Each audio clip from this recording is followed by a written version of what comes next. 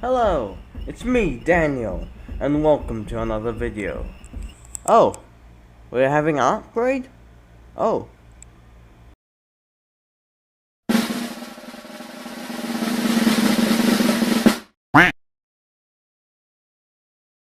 Oh, sweet! I've got a new avatar! Ah, well, then that makes this video, better, doesn't it? I feel like it does. So what I've been up to? Well, it wasn't just making this avatar. Trust me, it wasn't. I've been making some dinosaurs. And in this video, I'm going to explain my creation process behind one of those dinosaurs. Specifically, the Hadrosaurus. This is the same process I applied to the Albertosaurus. You know, the Albertosaurus animation I put out. I may make it more scientifically accurate in the future. But anyway, let us start with the first part of the dinosaur creation process. So part 1. Part 1 is going to make a base. I'm going to make a base for the dinosaur. So I have a reference image of a Hadrosaurus size chart. It was a pretty big animal, as you could see. And I'm just making the body and everything using, obviously, the smooth modifier. There's like a, what was it? It was some sort of modifier that you put on it, like multiplies the amount of polygons in your mesh. There it is, as well as the mirror modifier to save myself some time. And as you could see, I'm not doing too much effort here because this is the base model. Well, I mean, I have to put some effort in, otherwise the general shape won't come through by the end of it. You see, this will be the base a model for me to sculpt on. You know, all the details, scales, wrinkles, and everything. There's a hoof in the reference model. I did not know this while making this, but actually Hadrosaurus did have a hoof. So the person that did the reference image is smarter than me, obviously. So I'm gonna have to fix that in the future. But until then, there's a Hadrosaurus without a hoof. So there you go. Well, anyway, continue watching this. I'm gonna come back when the base mesh has been done and we're starting to sculpt in ZBrush. There I can explain more the creation process there more. So I'll see you in a bit.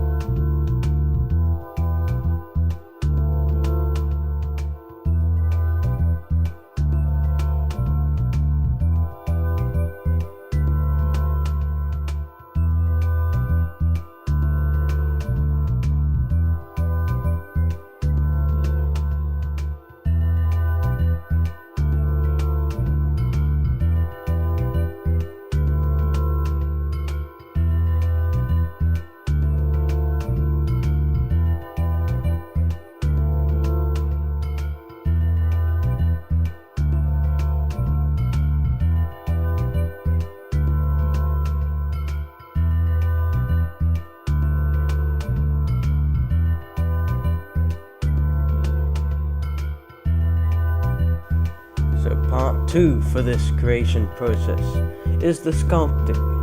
So here in ZBrush, I'm just importing the base and yeah, I don't know what I'm doing here. I'm importing the base and I'm going to prepare everything for the second part of the sculpting, which is going to include all the scales, wrinkles and stuff that eventually the animal will have. I mean, it does have them, it had them in real life, but in this, I was referring to this model, the model that you're currently looking at in front of you.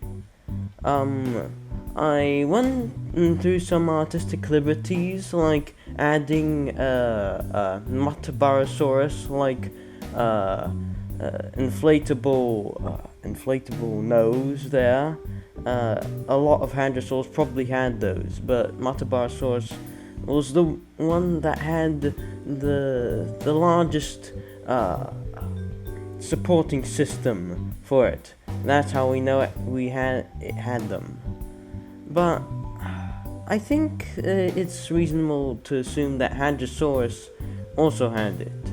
I'm just making the tail longer because I think I prefer the tail longer, and I'm just adding all the wrinkles and stuff beforehand, because that's what you do in this kind of situation. In sculpting the dinosaur, I also followed some references, some like muscular references for Hadrosaurus that I found out there. Some really good accurate ones as well. Yeah. I also add in later on in this video a Myosaur-like duo crest on its head, as you could see there. It's not 100% accurate, but I think this kind of artistic liberty is okay. And this is when I realized that the finger on the little hand there, the paw there, doesn't really fit right. Instead of going in the inner part of the paw, it goes out in the outer part, in the actual animal. Hopefully that won't bite me in the ass later on. But anyway, back to the rest of the video. So yeah, as you could see, I'm just sculpting everything, putting in the details. I don't put the actual scales in for about a lot later in the sculpting process. Also, I put the eye there for a little bit of reference. So this is all just preparing for the part where I do add the scales. Speaking of the scales, I usually sculpt them with alphas. Don't really pay too much attention to them because I don't have all the attention in the world for them. If you really want to make a sculpture that looks good, I recommend sculpting every single detail individually. But since I don't want to spend a million years doing that, look, I'm doing it right now, adding the alphas and everything. See, just with one swipe, you can add a lot of detail. It's kind of insane, honestly. But anyway, if you want to get the perfect detail that everyone would envy, you'd have to like sculpt every single scale individually, which sounds insane to me, but I do a bit of that here. Here, look, I'm doing it right now. I usually do that on the face of the dinosaurs. Also, I don't really exactly know what kinds of scales covered Hadrosaurus back in the day, back in dinosaur times, but I'm pretty sure they were like round, irregular shaped scales all over the body. Yeah.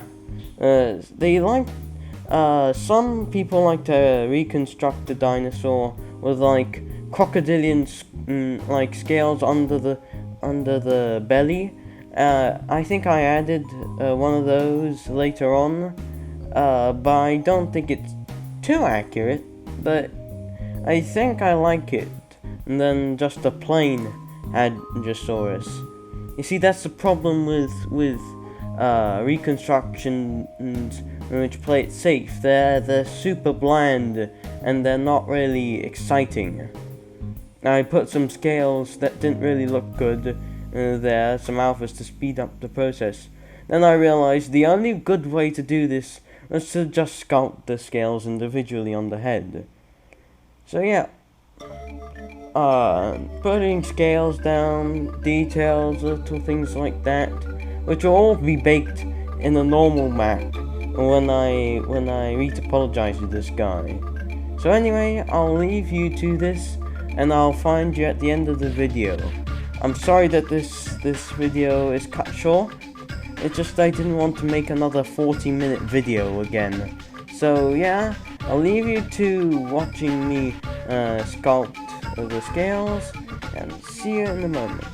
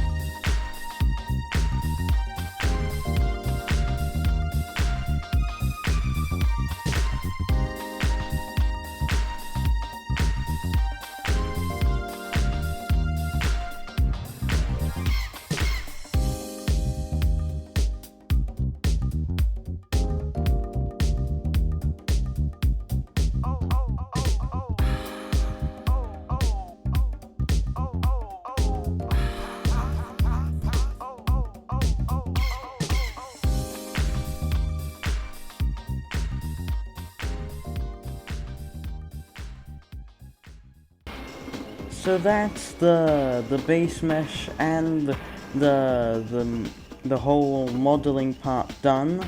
I still do some tweaks and edits to the ZBrush model later on in the creation process, but that's basically it. I'm sorry if if you wanted more out of this video. It's just I didn't want to make another 40-minute video, so I'm separating this video into 2 parts. Stay tuned for the next part, which will come out soon, I hope. So anyway, if you like this video, leave a like, put a comment down if you want to say something about it, and see you next video. Bye!